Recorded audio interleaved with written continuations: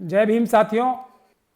जो हमारी मनुवादी सरकार है वो कोविड वायरस के लॉकडाउन में छूट दे रही है और उसको ऑलमोस्ट ऐसा कर दिया है कि अब शायद लॉकडाउन की ज़रूरत ही नहीं। तो एक तो भ्रष्ट अधिकारियों को हटा के ईमानदार अफसरों को नहीं लाया गया, उनकी सलाह भी नहीं ली जा रही है, इसलिए हम लोग किसी भी सही चीज़ पे नहीं जा रहे हैं। और भ्रष्ट अधिकारियों की वजह से आप लोगों ने सबने देखा कि कोविड वायरस की जो रैपिड किट्स जो थी वो पता लगा है कि वो नकली किट्स खरीद ली ज़्यादा पैसे देके। ये हरियाणा के जो हेल्थ मिनिस्टर हैं उन्होंने बताया कि उन्होंने कोरिया से आधी दामों पे, आईसीएमआर ने जो किट्स ली चाइना से, वो आधी दामों पे कोरिया से हमारे हरियाणा के स्वास्थ्य मंत्री ने आधे दामों पे खरीदी। तो करप्शन भी हुई और नकली चीज़ भी खरीद ली।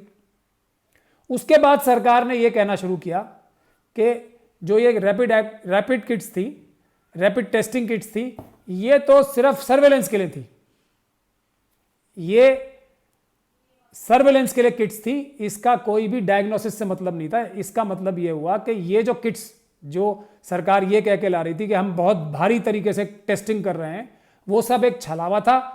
ये टेस्टिंग किट्स ही नहीं है, ये सरकार के अफसर और बीजेपी के स्पोक्स पर्सन टेलीविजन से मान रहे हैं।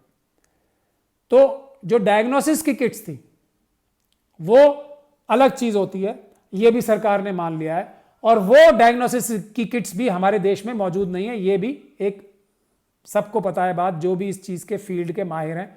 हमारे देश में डायग्नोसिस के लिए जो जरूरत है किट्स, जो आरटी एनसीआर किट्स हैं, वो मौजूद ही नहीं, बहुत कम संख्या में है।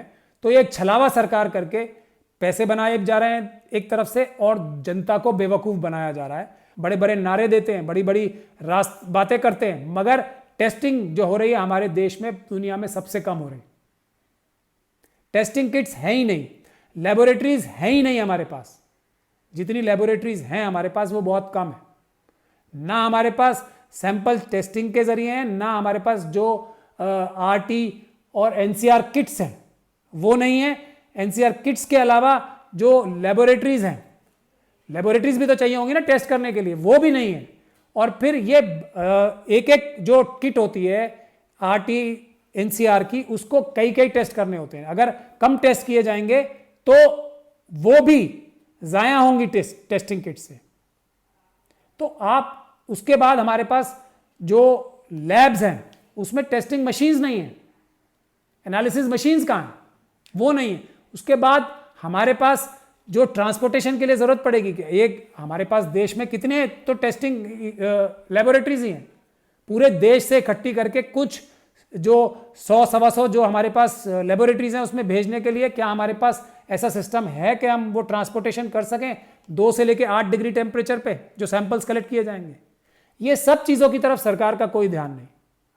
तो इसीलिए मैं आखिरी बार आप सब लोगों को ये बता रहा हूं, बहुत बार पहले भी बता चुका हूं, कि सरकार की किसी बात पे भी भरोसा करना धोखा खाना होगा।